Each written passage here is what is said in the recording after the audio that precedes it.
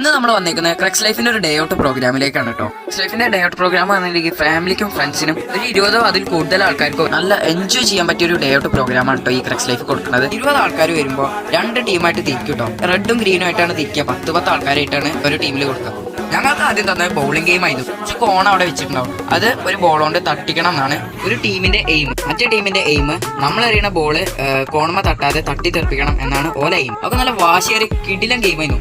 അടുത്ത game max ആയിരുന്നു. ഓരോരുത്തർ കയറിയിരിക്കുന്ന മാറ്റിന്റെ അടിയിൽ ഓരോരോ നമ്പറുകൾ ഉണ്ടാവും. മൾട്ടിപ്ലൈ ചെയ്തിട്ടാണ് ഓരോ ടീമിനും പോയിന്റ്സ് കിട്ടുന്നത്. ഒരു 0 കിട്ടിക്കഴിഞ്ഞാൽ എല്ലാ പോയിന്റ്സും പോയിട്ടോ. ഗെയിമൊക്കെ കഴിഞ്ഞിട്ട് നേരെ ചെല്ലണത് നമ്മൾ പൂൾ ഗെയിംസിലേക്കാണ്. പൂൾ ഗെയിംസ് തുടങ്ങിയപ്പോൾ ആദ്യത്തെ ഗെയിം അന്താക്ഷരി ആയിരുന്നു. അന്താക്ഷരിയിൽ നമ്മൾ പാട്ട് കണ്ടുപിടിച്ചില്ലെങ്കിൽ നേരെ പൂൾ.